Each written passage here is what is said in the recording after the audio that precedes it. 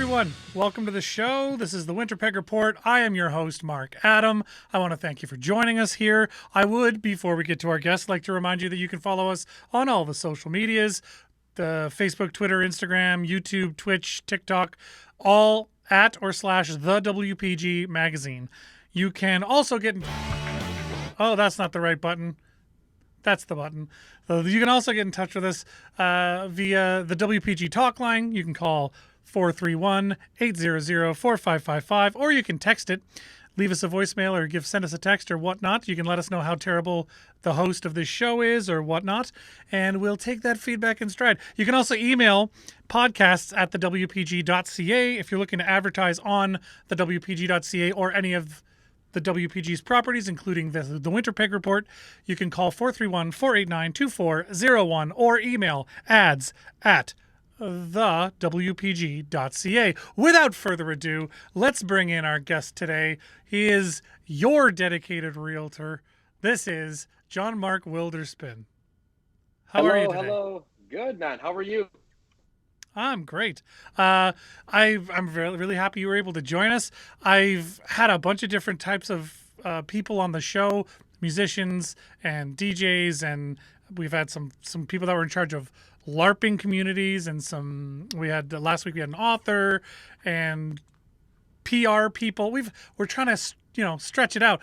One really interesting avenue we haven't explored is real estate, and I think that given what's been going on in the world, it'd be neat to talk to somebody in your line of work and discuss kind of what's been going on there. But before we get into the now, let's go back to the beginning. How did you get into real estate in the first place? That's a great question. I dropped out of college. I was taking media production in Brandon, and I caught wind that they're shooting a movie in Hartney, which is a small town just farther away from Brandon, away from Souris. And I dropped out of college to join the film industry. And I took up locations in Hartney, shooting on The Lookout. It's a great movie with Joseph Gordon-Levitt and Jeff Daniels in there as well. I didn't get to meet him, but I did play pool with Joseph Gordon-Levitt. That was really cool here in Winnipeg. But a lot of downtime. You're doing 14-hour days, and I'm reading books. I was picking up the Rich Dad, Poor Dad series, buy assets to pay for liabilities. And did that. Then got into Carlton Sheets course about real estate. If you want to do real estate full time, you should become a realtor. And it's funny because now when I've learned now, being a realtor, that they don't want you flipping homes. They want you selling homes. And it's funny that you got to trust and verify all the information that you get out there. But yeah, just reading books got me into wanting to buy rental properties, and got me into selling real estate. So back when I was 20 years old. That's, I'm going to say very recently, right? Very recently? Yeah, wink, wink. Only 15, nudge, nudge. 15 years ago, nudge, nudge. Right on. So then you kind of started doing that full time as your career. Were you doing it just because it was lucrative, or would you say that selling real estate is actually fun and you enjoy it? Oh yeah, I'm still having fun for sure. Right on. Like when I started real estate, I was 20 years old. A fun story is my first open house. I was covering for another agent, and it was a house on Warsaw, really neat little house in Warsaw. And a lady came in saying, a guy came in saying, "Hey, how old are you?" I didn't fit my suit, couldn't grow a beard. 20 years old, looked like I was 16, and or a 16-year-old. And he's like, "You're too young to be selling real estate." And I was kind of like, find someone else to talk to at this open house. And later on, lady called me up after the open house. "Hey, I want to make an offer. I fired my agent. I want to write with you." So I was like, "All right, let's do this." And I was so nervous, I wrote down the wrong address. Listing agent missed that. And all of a sudden, like later on, we're moving conditions. I'm looking at the offer. Oh, I called the agent. I wrote the wrong address. We sold the wrong home. And the intent was this address. We can just change it, make an initial, and it's all good. So nice panic moment for a young guy. Yeah. Oh man, you do things a lot differently. Like today I had a courier come here for 2 different deliveries, pick up keys, drop off a lockbox. Whereas you first start real estate, you're doing all that driving around. You realize it's not worth your time to be driving around the city. You got to be working the real estate. So Makes sense. So then first of all, before we go any further, I would like to point out that the beard you have now is epic, and I don't think anyone will judge you for being too young. Yeah, no, thank you. It's not as trimmed as it usually is. I'm due for a haircut. I had to cancel my last one and hoping for another one soon. And they're not doing my beard actually at my place, which is too bad. I can't wait until they can do that. Hopefully soon, and hopefully everyone's still safe with this mask mandate being removed. That's the whole goal. Yeah, absolutely. Let's hope that everything kind of works out the way that everybody's safe and everybody's comfortable going out again, because I, for one, am looking forward to being able to sit at the pub and be shoulder to shoulder again. But I know not everybody's ready for that, but that's where I'm at. But I do have a question. A favorite client story? Anything that really crazy happened to you in your career thus far that was just amazing? Just one of the best things you saw in your industry? Favorite client story. Oh man, like there's different things, like many like good stories, but like what do you pick?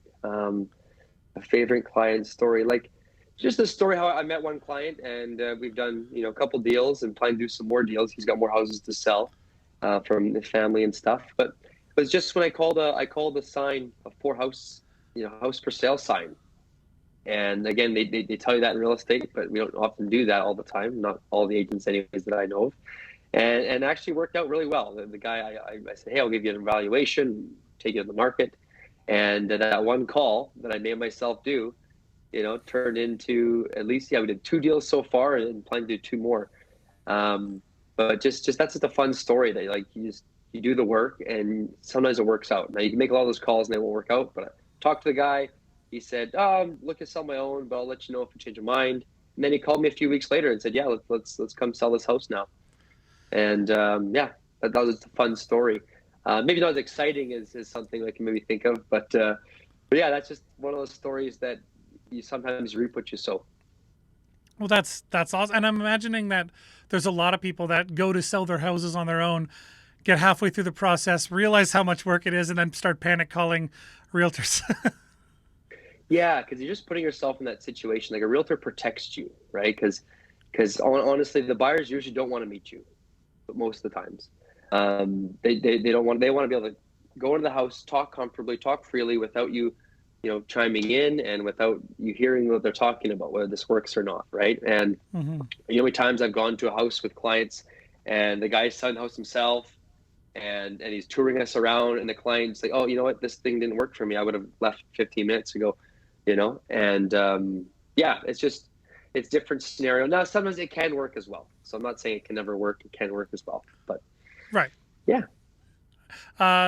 Then you don't have any nightmare stories, I don't imagine, of like terrible. You probably don't want to talk down clients at all, but just anything come to mind where you're just like, oh, that was an experience I really hope I never repeat. Yeah, like there's an experience where I sold this guy's house and it was completely. Like, I wasn't sure if it was the client's house or if it was it was the client's house, but they kept saying that it was his mother's place that he was at, that it was in his name, but it was just a cat hoarding situation, and and then the client and here I'm getting I rented a bin, and I was like, okay, I like to work out, I'll do like I'll empty some stuff out, and I hired a guy to help me, and it was just like, what? Even the guy's like, what are you doing? I'm like, I don't know, why'd I agree to this, so sometimes your kindness can be taken advantage of, and that's kind of one of those big things. Like sometimes those kind deeds, wasn't the saying, no kind deed goes unpunished. And I still do kind deeds, and I'm in some other ones right now that I'm getting punished a little bit and punched in the face. But that can happen sometimes when you give and give and give, and they just take and take, and they want more, even more. So fair enough. Yeah, and I'm sure there's more specifics, but we don't want to go into it because I don't want to make you badmouth anybody. I was just curious how crazy it can get in that industry. Really crazy, and sometimes you have to learn those mistakes before and you sometimes make the same mistake, but that's the worst. But like sometimes you have to go through that to know where your boundary is. I had some great clients. I love a lot of my clients. A lot of my clients were become friends, and in my early years, I'm like, oh yeah, I'll come help you move, right? just can't. It's not sustainable, right? It's No. like, hey, here's some money for the movers, or whatever, right? Yeah. Like you just, especially now with a young family. I got two boys. They're turning, they're going to be 4 and 7 this spring in a few months, and that's a whole different perspective. I used to drop by clients' place when I'm in the area and check in, and you just, right now it's like, okay, you get the work done, and you rush home to the family, right? So, I get it. you come visit me in the backyard and you watch the kids in the trampoline. That's Yeah, the way there I you can go. visit See, clients now. I got girls, so I'm a girl dad. I got the 7 and 9-year-old, but I totally get that. When you have kids, everything about how you, even if your industry doesn't change, everything changes about how you approach things. Have your kids at all? Have you ever taken them to an open house and had them help you sell a house by just being adorable, or have you not exploited them yet? Yeah, no, little exploitation is always healthy, right? Like there'll just be times, my first son, my wife is tied up and, didn't really have, like COVID brought us really strong relationships with the neighbors. So for example, my wife was away for the last 12 days, just got back on Monday. And I'm relying on neighbors while I'm doing showings. I'm hiring babysitters to go do showings on the weekends, right, when they're not in school. And before we can have that, then I bring my son. This is pre-COVID, so I brought my son on a showing or two, right? And the client's like, Right. okay, you can help turn the lights on, and and read run around. This is my older son when he was younger and stuff. But haven't brought the two kids to a showing, not during these crazy times. But for the right client, you have to read the client, and one of the things I enjoy about real estate is like, meet someone for the first time in my suit, and my car. It's all clean and washed up, and then the next time it's a hot day, okay, we lose the sleeves, and and then next time I show up on my motorcycle, I'm on the Harley, and it's a Friday night, you got me out looking at homes, I'm on the Harley, enjoying life, showing you homes, right? And that's what's cool about real estate too, is you got to read the room and you got to feel the vibe, and it's fun. The dress code is completely up to you as Well, your yeah, own boss. I'll go from suit to jeans and riding the Harley back into a suit, and you'll do that maybe a couple times in one day, depending on what your appointment is and who the client is. Right, and that makes a lot of sense. Yeah. I've had some clients where we're touring around the city, looking at homes on motorcycles together. That's cool. You get a motorcycle client, off you go. Yeah, I imagine that must help.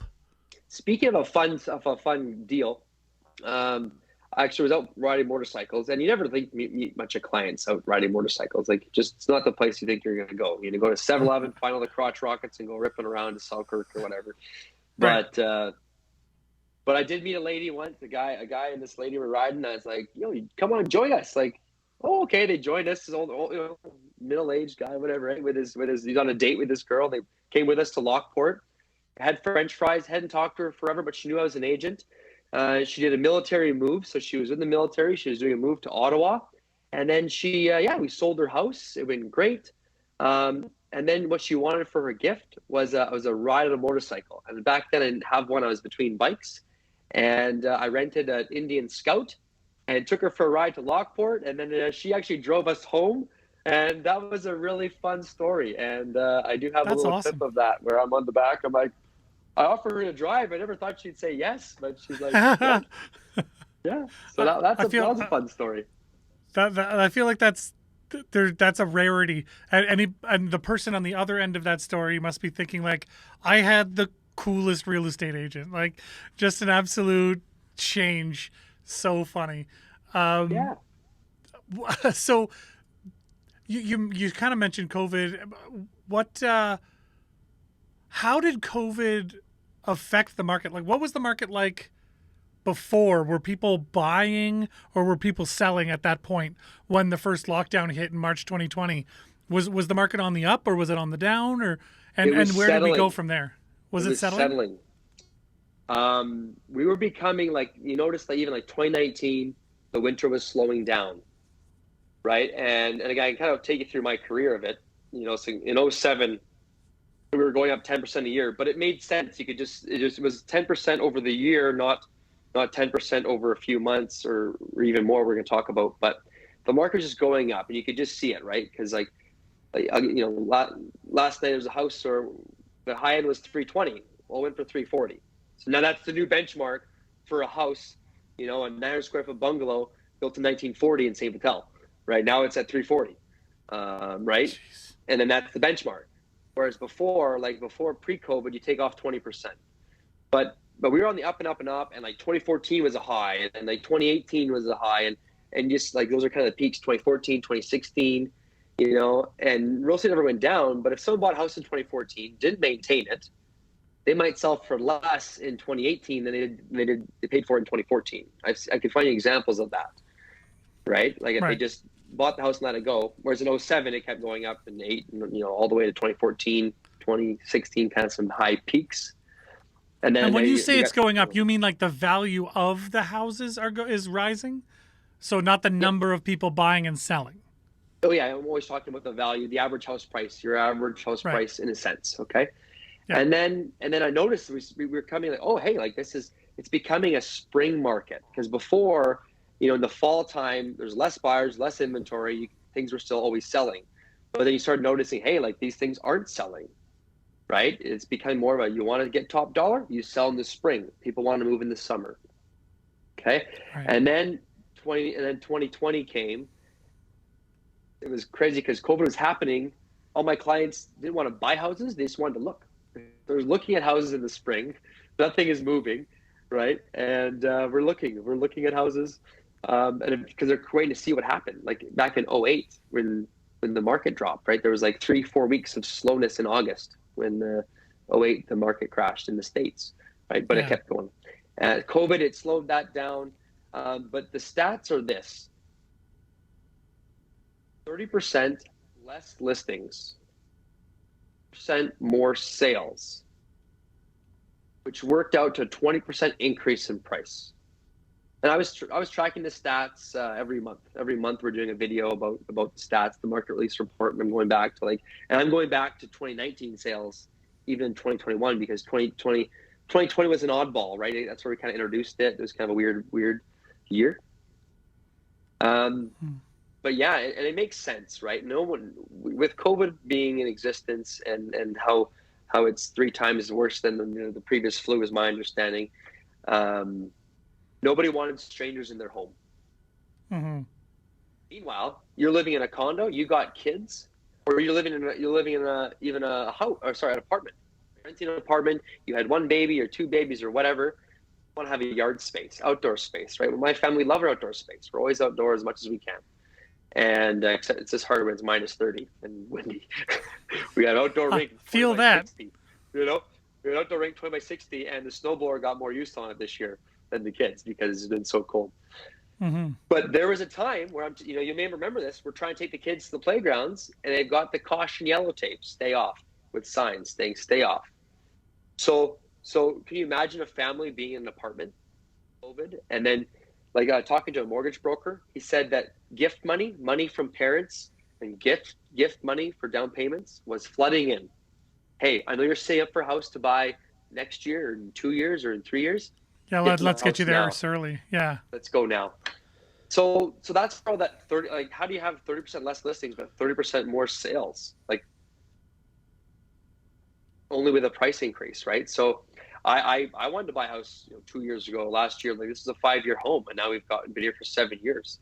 I told my wife, we want to have a 3rd child, but we're not going to pull the goalie until we have that contract in place of the next property. But I said, honey, I don't want to pay 20% premium. I just don't get the whole hype, Yeah. Moving. So for those that don't understand, because I have some realtor friends, and I thought, I understood kind of what it meant, but then they explained it to me. Can you explain what a buyer's market is versus what a seller's market is? It's pretty basic, but there's some nuances to it as well. Yeah, it'll refer to the sales to list ratio, right? And they'll say if there's more, again, since I've started, we've never really seen a buyer's market, right? A buyer's market is when you're flooded with inventory, lots to choose from. For example, a buyer's market was in Alberta when oil tanked, right? I had some my distant family through my sister-in-law, right? They had bought a house, in the mountains, but they couldn't sell a house in Calgary. And, and it was a buyer's market, right? There's 10 listings and there's maybe 2 buyers. Where this is the opposite. There's 10 buyers and there's 2 listings here. Like I wrote 3 offers yesterday. 2 of them had offers nights and we've lost on both of them. And we went over asking. One was over 20,000 and the other one was, again, what was it out there? I think it was 36,000, right? And it went for more, right? like I said, the house last night in St. Patel at 340. It's public knowledge now, but it was the benchmark. The high end was 320, and now the new benchmark is 340 for that type of house. And that's insane. Yeah. So how hard is it for people becoming adults now? Because it's like we're in the age that you and I are at. Buying a house was not nearly as easy as when our parents did it, and that wasn't as easy as when their parents did it. And it's been, more and more expensive with inflation and all this. And as inflation goes up, the base pay has not gone up, so it's been more and more difficult to buy homes. And what are people now? People hitting 20 years old now. What are the likelihood that they're going to be able to afford homes at some point soon? You have to get creative, and I'll give you my take on this. I really expect this spring to be the opening of the floodgates of listings. At least I really hope so. One, I want to buy myself. Secondly, it's best for the buyers and even the sellers. Like, you get 4 offers at $400,000. They're all the same. All the buyers are paying top dollar. Who do you pick? Like, we had an offer on a house in St. Patel. They were all $400,000, same deposit, 10 grand deposit, which is healthy. Possession date, the seller wanted. Who do you pick? Now I'm calling all 4 of them back and saying, hey, do you want to change your offer, make it any better? And it's funny, they all had conditions, which sometimes you remove that, which is a risky game that we played back in 07, 08, 09, but eventually those conditions came back in. And nowadays it's hit and miss. I think that we might see a relaxing of the real estate prices because this is my theory, and we'll see if I'm right or wrong. It's good that we had this documented because I've been saying this for a while, and we'll see. I expect, because we're all vaccinated now, right? We got vaccinated in the fall of last year. Nobody wants to sell in the winter nobody wants to sell in the fall, move in the winter. They want to sell in the spring and move in the summer. So I expect when the snow melts, we're going to have a bunch of people. We could have 3 years inventory, right? 30% of each year or so, 20%, right? So it could be 40% more listings than we've seen before COVID. So I've been telling my buyers, if you can wait, maybe wait. Like, you don't want to be paying rent too much, too long. But again, paying rent isn't the worst thing in the world. Be patient, rent cheap, save that down payment. There's a different dilemma we'll touch on. You mentioned it, the other dilemma about inflation versus real estate. Because usually, okay, so we'll finish off my point here. So the buyers could get a break this spring. When snow melts, I'm predicting and I'm hoping that we see an abundance of listings. I'm trying to track every week. I'm trying to track the number of listings versus number of sales, just so I can kind of see when are we going to get that oomph of listings into the market. So that 20-year-old, when I was 21, I bought my first property. It was a triplex. I bought it with my friend's wife because she had the income. I had the credit score. When you're self-employed, you have to have 2 years of income to qualify. I was a year and a half. But she had the income. I had the good credit score, and we did very well. That was Saxon Funk, if you, I think you know him from the club days. Anyways. Okay, yeah. Anyways, still a good buddy today. He's actually living in a fourplex now, doing very well. He's living in a fourplex and doesn't pay any bills, and and because my wife and I sacrificed that, lived in triplexes, we went triplex, duplex. She's like, okay, no more multifamilies. Let's buy a house. And I still own the rentals today. The one besides the first one that I got with my buddy. We did sell that one and did very well. There's different ways. Like that's one way of going at it. Or maybe you're going to be handy and you don't want to work on your home because you can sell your home every 2 years tax-free, and that's tax-free money if you're handy. right? I'm not as handy. My rule of thumb is an hour. If it can take me an hour, I'll do it. If not, I hire it out because I've I have a got other 2-minute things rule. to do. 2-minute rule. Wow, that's even better. Yeah, I would much rather go to work for 4 extra hours to pay somebody to do the 1 hour of work than do the 1 hour of work. Again, with kids now, I've even like, oh, you have a clogged sink. I'm calling my plumber. Like I'm just, $150 is what it is. You pay it and life goes on. So yeah, I've adopted definitely more of that with being a family man. But the 20-year-old, yeah, save that down payment, watch the market. There's different things. Like right now, this world is quite open to different opportunities. Like money's an idea. I've always believed in that. I've never believed in just giving up because it is a bit of a, money is a corrupt system. We know that like when they give you money from the bank and they ask for interest, does the interest really exist? Like where does that come from? It's a losing system, right? But I still feel like you can be diligent, you can get ahead. There's guys out there that are saying, hey, like, save everything you can and then you can live like no one else can, right? And that's there's Robert Kiyosaki and there's your Dave Ramsey on the one side. I'm kind of in between with money, But yeah, I think that 20, and there's house hacking, work your butt off to get a down payment. Maybe find an investor. Let's go buy a fourplex. You go move into a fourplex, put down 10%. So maybe you come up with 5. The investor comes up with the other 5%. You move into it. You manage the property, or maybe the investor pays the 10%, and you put some sort of other skin in the game. Pay the legal fees for 2%. Now you're in a fourplex. You're running it. You both own it 50-50, and down the road you can refinance, either pay them out or sell it, and that's your step up. Maybe your down payment. So there's different ways to kind of do things. Buy a house with some bedrooms. You can house hack and rent out some rooms. There's different ways to do it. But I think we're pretty lucky in Winnipeg. I don't know the Toronto market. I hear it's crazy. I don't know the Vancouver market. I hear it's even worse. So Winnipeg, I still think, we're doing okay here. Average house price jumped from, when I started real estate in 2007, it was $208,000.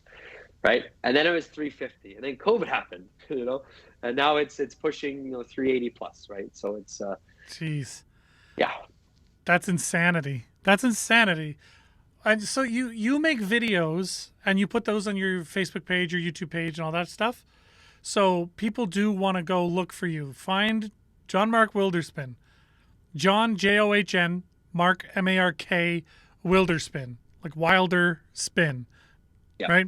So do that search. Just I have to spell it out for those because not everybody's watching the video. A lot of people listen to the audio version of this podcast. So for those listening, that's where you go. John Mark Wilderspin. Just search that on Facebook or YouTube. And you can also find his Instagram, which is at @JohnMark_Winnipeg Realtor. So John, again, JOHNMARK_Winnipeg Realtor. That's the socials for Mr. John Mark Wilderspin. And so the best time to sell, does it like sort of rotate by the year? Is winter better than summer? Is spring better? Because spring is the selling time? Is the time. And actually sometimes it's really either late winter, like right now is incredible time to sell because buyers are already hot to trot.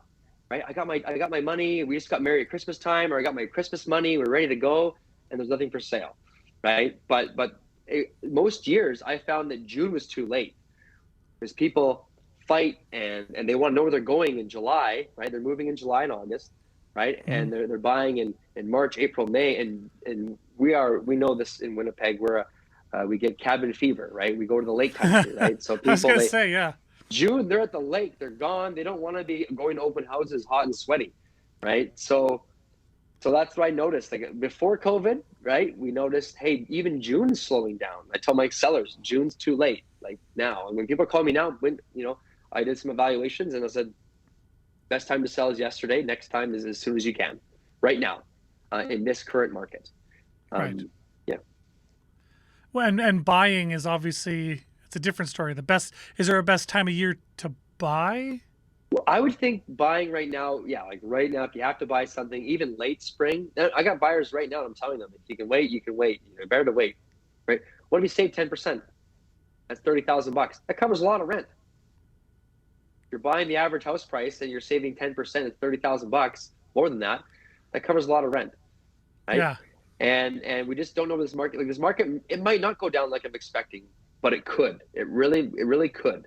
It could adjust back to where things were, maybe not completely down 20%, but it could definitely settle off 5, 10, 15% because Really? we've just, In a year? like this spring could be it, And that's right? because the restrictions are lifting for the most part here. We're recording this on Wednesday, March 9th. But it's, I think it's the 15th or something that the restrictions are pretty much Yeah, wide open. and that's because why I'm predicting this is because people have been waiting for vaccinate. Like we're now vaccinated. What else are you waiting for? There's nothing else. There's no other promises down the road. No. And but 2020 and 2021, we weren't vaccinated. We weren't vaccinated in Right. the fall. So Right. we're vaccinated in the fall. Nobody wants to sell in the fall to move in the winter. They're probably thinking this spring is the time. Once the snow melts, they can see their yard. They can see all that landscaping they've been spending tons of money on because they've been at home and enjoying it. Right. Right. And some are at home investing in their homes, and some are home sick of their homes and just waiting for that opening to sell, which is this spring because now we're vaccinated. There's nothing else to wait for, right? I don't unless I'm missing something, but Can you compare what it's like to buy a house now with this pandemic on versus back when they had the Spanish flu in 1918? Like, is there any comparing it because the dollars to like bang for buck is such like it's just a different thing. I'm just curious because I'm thinking like 100 years from now, are people going to look back at this and be like, "What a crazy time that was," you know? yeah, well, definitely with what's going on. And again, right now, maybe COVID becomes quite quiet due to the stuff in Ukraine. But like, yeah, no, I have not studied the market back in the Spanish flu, but I can tell you the difference with where it is now and where it was before COVID. Right. Like it's just the stats, the facts don't lie with the number of listings, right? When you're 30% less listings, but 30% more sales, Right. right? Those are those, and then in roughly a 20% increase in house price. And we're talking, Mhm. it feels overnight to me because it was, it's been since COVID, but it was just kind of overnight, and that's the new benchmark. Isn't it weird that this COVID period since March 2020 has equal parts felt like it has flown by and also like this 2 years was 20 years long? Like, does it feels like both of those depending on the time of day. Like, so Yeah, like with kids, I'm always busy. Like I'm not, there's not a lot where I'm sitting around doing nothing because you're running a business. I'm trying to build a better real estate team and do things more efficient and keep up on all these Mhm. systems that we're trying to do and implement. And then I'm a sports guy. I'm playing hockey. I was playing snooker when I could. I'm coaching my kids Timbits. So my kid, we chose to get vaccinated, and we did that believing that we were keeping more people safe. I didn't think we were at major risk of becoming a patient at a hospital if we did get COVID. We never got Mhm. COVID that we were aware of, but we did it to keep everyone else safe, and that's what we did that. But we're playing hockey. I know and I told my wife during this whole convoy thing, I was like, well, what if we didn't get vaccinated? Would we be that upset? I don't know. Like maybe we would, right? Because I was like, hey, why are you so angry? Just get a vaccine and you go in a restaurant and you go play hockey and do whatever you want, right? But Yeah. that's a whole different interview, I guess, right? That's yeah, and I try and warn guests like I don't want to get really political about it. I'm just wondering how the pandemic has affected you, your work, your like in the real estate Yeah. market for you and things like that. But like when it comes down to it, I have my beliefs, you have your beliefs. Maybe they overlap quite a bit. Maybe they're completely different. When I say you, I mean the grand you. Anyone that I'd be talking to could think exactly like me or completely opposite to me, but I am doing me because I've made my decisions based on as much information as I can gather. So, And just to talk specifically about the industry. So we used to book an hour window for a house, right? You book an hour window and you try to time it. Okay, so for me to drive from that one to that one, this much time, let's say we'll book this hour window, 15-minute gap here, 30-minute gap here. Okay, you book your showings. Well, now you have a 30-minute window. You have to show that one house, drive to this next house, and you can't be too late or too early because you have that 30-minute window. It's a busy house. There's a showing before and there's a showing after you, right? So now And again, I had a client, spending $4,000 plus that, looking at, hey, I saw this for 30 minutes. I'd like a second look if we can. I was like, I will ask. They said, no showings. I will ask. Hey, I know you got no showings tonight because offers night. We get back in there. Are they serious? Yeah, we're very serious. They're writing an offer. Okay. Exception. Right? Because here's, imagine spending, $400,000+ and you see this thing for 30 working on minutes. $500,000, right? Yeah, Yeah. half it. But that is streamlining. So the housing market is kind of becoming more like Storage Wars, where like it's like you just line a bunch of people up, walk them past the locker. It's like whatever you see, do you like it? Make an offer. They say this is the kind of market where bad homes get back in there, right? Like, oh, it's a bad home. It's gonna, you put it back on the market, right? Be careful that way. But the other thing that with the biggest blessing that it's under industry is it's added. We've been allowed to use DocuSign, and we use Adobe Sign, right? So what that means is I show them the house, that's it, and then now I'm doing the market research, right? Here are the comparables. What's selling in the neighborhood? What's right for the similar year build, square footage, same style. We send the comparables. We study that. Now we're doing an offer electronically. So my assistant's now doing up the offer, right? I review that. It goes for signature, right? So it is saving the time because sometimes, to drive across town for an initial that you missed or for a little signature on an extension. Oh, we didn't get the financing yet. They're going to be due tomorrow. You and I can't move the bank. We need an extension for one business day. Oh, stop what you're doing. Let's drive across town and meet them. There's an hour out of your way. And gas prices. Nice thing is it has brought electronic signatures. Hoping and praying we never remove those. And everyone I talk to think that, oh yeah, they're here to stay now because if you're allowed to use them now, I just know our province wasn't. There's no reason to remove that. As a guy who's in tech, I get like, because DocuSign, it's as secure as you're going to get, and it's actually probably more secure than having some piece of ink on a piece of paper. Yeah. In my opinion, it's actually more secure. It definitely is. Yeah. So I would be hard pressed to think of a scenario that makes sense to revoke, this whole e-doc signature system. So, yeah, good. I have to agree with you that it doesn't make sense to go backwards. That said, Manitoba is a province that has on occasion done some fun stuff in regards to progress and regress and They have made interesting decisions along the way quite a bit. And again, without getting political, I just think I'm not saying it won't happen. I'm saying I can't see a reason that it should happen. That's I think so. At that point, we'd have to really we band together to be like, hey, like this has to stay. Yeah, that's the best thing that's come from it in our industry. And realtors, do you make friends with other realtors? Are you enemies with absolutely. Other realtors? Are you friendly with other realtors that you hate, or like how does that work? Yeah, absolutely. Like I learned that early on. Is one guy's like, why would I hang out with other realtors? I was like, because I you network with one, and then all of a sudden, going across the call, like when you go into that listing appointment or not listing appointment, we're presenting that offer, and the agent. In that rapport, they're like, okay, John, what's your client like? Yeah, client's strong. There's no problem with financing. They're confident. They're telling their client, hey, this is a good offer, and they're strong behind as well. Absolutely. So if you are a realtor listening to this, you want to network with people for sure. I go to all the golf tournaments back when we had them, the mixers, as best you can, as much as you can. It's a lot less with the kids, but you do want to network with agents. And there's only I've got a good reputation. You'll ask anyone. I treat everyone with respect as much as I can, right? And treat everybody fairly as much as I can. And but there are a few guys in the industry, or girls, right? There's a few realtors in the industry that, I'm also going to stand up for something if it's not fair or right. So maybe someone doesn't like that. I'm not a pushover, right?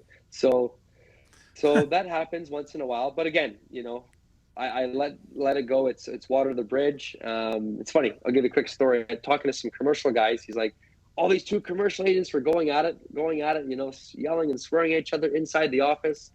And all of a sudden, a few months later, they're doing a deal together. Oh, they're friendly again, right? Like it's a small city. You can't run Yeah. around being an a-hole to everybody because eventually, like, people won't want to do business with you, right? So absolutely, you do want to be friendly with some. I get along with lots and lots of realtors, and I always try to treat everybody with the utmost respect even if they're new. I don't ever ask them how long you've been in the game. Like that's irrelevant. Hmm. I enjoy helping new agents too. See someone that, hey, you could have, maybe do it. You thought about doing this way or whatever, right? And, oh, okay, we can do that. Yeah, you can do that, and try to help people in the industry because I had lots of help when I started back when I was 20 years old. Right? You kind of Right. pass it on. So And I don't have any experience, obviously, in the real estate business, but I do recognize that Winnipeg is a let's call it a small market, big city. It's one of those. It's one of those places. I was in the food service industry for 21 years, and I moved to Winnipeg in 2014. So when I moved here, I didn't realize how, because I moved here from Halifax, which to me, small city, right? mhm. But there's more bars per capita in Halifax than there are in anywhere else in North America. And so when I moved to Winnipeg, there's there's a lot of restaurants and lots of food places, but there's not as many straight up bars. So like the actual bartenders, there's way less legitimate cocktailing bartenders. We all know each other, right? Yeah, Everybody in this city who's a bartender knows basically all the other bartenders in the city, especially as you go up in like skill levels. When you hit the top and you're like at the top of the cocktailing game and you're in competitions and that kind of stuff, it's a very small pool of people. You see the same faces all the time. So I can only imagine like the real estate game in Winnipeg being very much the same, where it's it's this big city, but there's it's this small community big city. It's a strange Winnipeg's a strange case, I think. yeah, yeah. No, it's great, and I do feel for the new agents right now because like it's never been so hard to sell a house to a buyer since COVID. Hmm. Never been so hard. It's like you're just so hard to sell. Usually, you take a buyer out, you show them some places, they start realizing, oh, here's the market value. This is what I have to pay to buy a house in this market, and they pay it. But right Yeah. now, you're paying market value, and it's either changing or you just lost out for some reason. Like, like it's just now people have to pay how much more over the market value do you want to pay, which becomes the new market value, right? So it's never been harder to sell home to a buyer than I've experienced since COVID. Would you recommend that people getting into the real estate game kind of hold off, or is it one of those things where like it's never gonna be better, so you may as well get in now, or what? No, like yeah, you might want to wait till just COVID's just when things open back up, which could be this spring. Like I said, like so. Like I just could imagine, and I know some agents that did start. She's a client of mine. She started and she's doing very well. Now her husband had lots of real estate experience and good connections, so that was a hand up. But she's Hmm. doing very well. Um, but again, yeah, like when I started back in '07, 20 years old, leads were flying everywhere. Hey, give it to John. John gives you a referral back, and like they were just so busy. And I think there's a lot less of that. One, there's been a Right. lot more increase of agents. Back when I started, it was like 1,500. Now we're probably over 2,000 something. I had to double check that, but I'm guessing we're 2,300. A lot of realtors, a lot more, right? When the market's good, people get in. I just got in earlier because I just wanted to get into real estate, right? It wasn't because the market was good, which is nice. Like I never got into it to make money. I got into it to learn and to invest, right? Never got into it to make commissions off my clients. So when people are like, they're just like, oh, he's not about the money. And it's like, well, I've never been about the money. And that's how I've done my business. And then my clients can feel that. If you look at my Google reviews, they'll talk about that all the time, that I'm never pushy, where some agents you can just see they need that sale, they're like, right. And that's Well, pushing even them like away. Right. earlier, you mentioned, I tell my clients, maybe now's not the time, maybe wait a little bit, and I just think that's a really refreshing thing to hear from somebody who, your industry is sometimes mocked the same way that people make fun of lawyers, where they just assume anybody in that industry is all about the dollars, doesn't care about other humans. They're in it for themselves. They're in it for all the selfish reasons. But the way you speak and the way that you talk about the industry, I think that makes people feel more comfortable because it's like you said, there's no pressure. He really wants to help me get the best deal, but also in doing that, in the long run, you're actually going to do better. I feel. Is that kind of your? Yeah. Oh yeah, yeah. Like now my phone just rings. I've been like you're not gonna see my bus bench out there. And again, rolling on 15 years come June, right? And I've always treated people that way. Yeah, like I just have clients who just call me back out of nowhere and just say, "Hey, I'm ready to do something again with you." And that's great.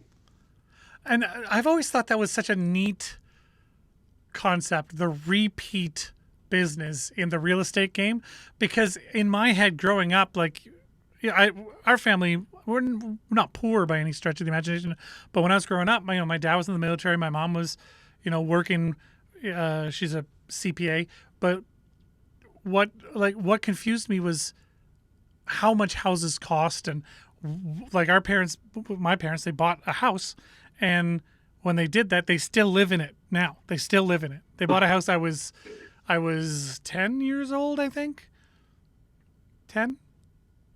Maybe? Yeah. Anyway, somewhere between 10 and 12 for sure.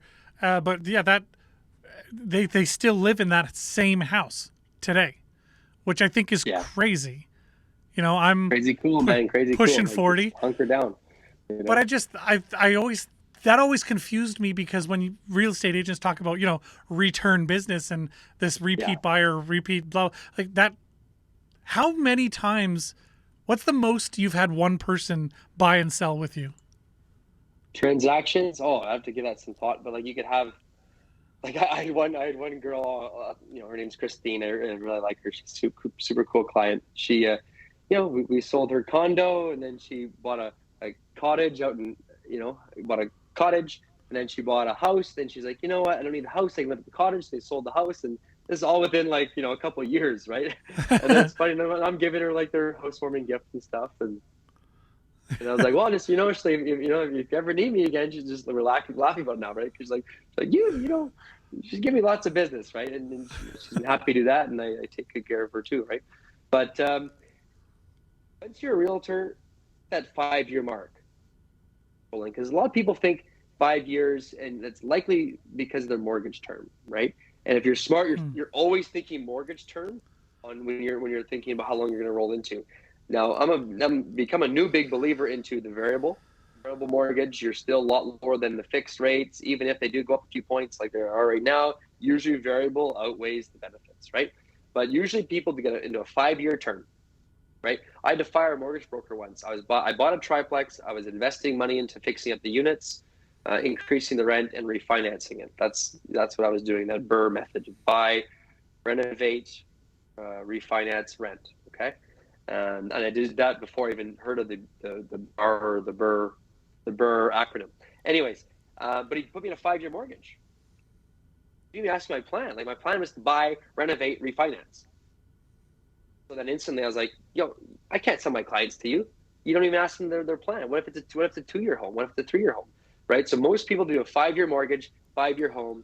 Mortgage is coming due. It's like, hey, mortgage is due in 6 months. Let's make a plan. This spring we're going to sell, and there's only, we'll either port the mortgage or what. So that 5 years, if you survive 5 years in the industry, and I've seen some don't, right? It's a lot of work. Like, you're on call for evenings and weekends, and when you leave the city, you have to hire someone to cover you. Like, there's no, like, gone are the days just golfing all day and making tons of money. Like, it just, commissions are getting cut, right? We went from 5 to 4%. So that's the standard now, 2 and 2.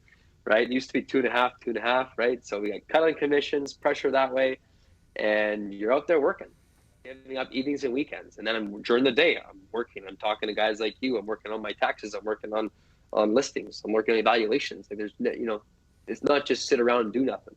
Now, the nice thing is I can control a little bit, like, okay, this and that.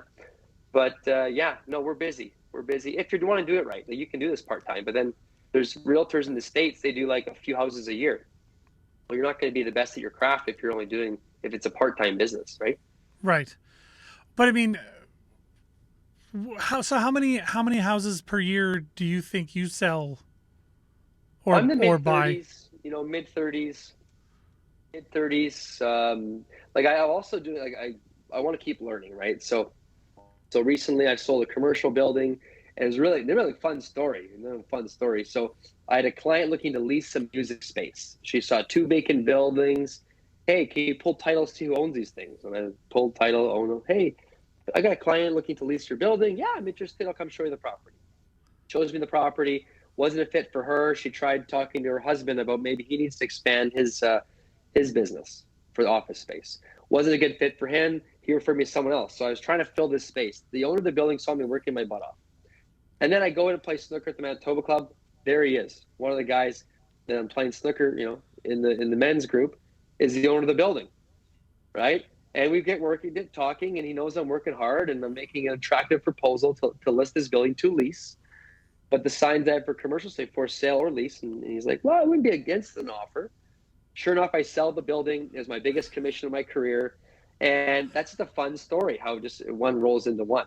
So there's a big commercial sale, which is the same of selling 3.5 houses, right? But I like the commercial side too, because you're learning. It's different, like it's a bit different, and it's very different, right? So you're a residential guy. You're a residential guy, and you do sometimes commercial deals, and because you really want to up your game. Yeah, like I like to keep learning. I'm listing a grocery store in Rathwell right now. I sold it to this buyer, and the buyer realized it's a lot more work than he wanted to do in retirement. So we're selling that again. Just wrapped up a deal late last year where we sold a building for $1 million, a retail building on St. Mary's. So one of the perks right now is I'm one of the commercial experts in a residential office. So realtors come to me for help, and I say, yeah, let's do it together, and I'll teach you, and we work together, and we'll split this. So that's had huge benefits, being in a residential office, being a commercial guy. And I did the designation. I went to a 5-day course we're talking 8 hours a day for 5 days on crunching numbers, doing the CCM 101 course, which I plan to take that further. They just haven't had the bodies to fill it. There's 4 courses, then you go to the States, then you get your designation, which I plan to keep doing. But yeah, I like to keep learning, right? I am a believer in we should never stop learning. And I've just taken that to real estate and commercial and that stuff. So, I appreciate that, and I also appreciate you being on the show here. I've learned a lot in the very short period that you've been on. We hit all my questions, which I was expecting I would be scrambling for more, but we filled an entire hour just on that, and I'm very impressed because I did not think real estate was that interesting, but it is. I was just wanted to learn because I like to learn things. But I'm interested in keeping tabs on the market and because real estate defines a city, really, when you think about it. Yeah, absolutely. Like what's the first thing you think of when it's like, oh, you're moving to Toronto? So, ooh, it's going to be expensive, or is it going to be this? Is it going to be that? Right? That's your first thought. When I moved here from Halifax, people were like, "Oh, isn't it expensive to live on the East Coast?" I'm like, "No, it's like the same as here. Actually, probably a little better, right? A little cheaper." But then you go to Vancouver, and that's a whole other thing. So. Yeah, and I can't relate to that stuff. Like I am in Winnipeg, and I will venture out sometimes maybe an hour within, but I can do access to all Manitoba. The Kenora market's interesting to me, but I have never actually gone to apply for that license in Ontario, but to expand there. But yeah, no, I'm Manitoba based. Right. I can't have a conversation with you about any other market because I just one market's enough for me to track. Absolutely. So that makes him, by the way, for those listening, that makes him an absolute expert on all things real estate in Winnipeg. Follow him on YouTube. Follow him on Facebook. You just go to either of those sites, type in John Mark Wilderspin. I hit the wrong button. That's not what we want. We want that. I'm good at stuff, I promise. Speaking of learning new skills, so you can also follow him on Instagram at JohnMark_Winnipeg Realtor. So thank you so much for joining me here. Thank you very much for listening out there. I want to remind you real quick, you can follow us on all the socials @ or / the WPG Magazine on Facebook, Twitter, Instagram, YouTube, Twitch, TikTok, all of those things. And thanks again to our guest, John Mark Wilderspin, for being here. We'll talk to you all later.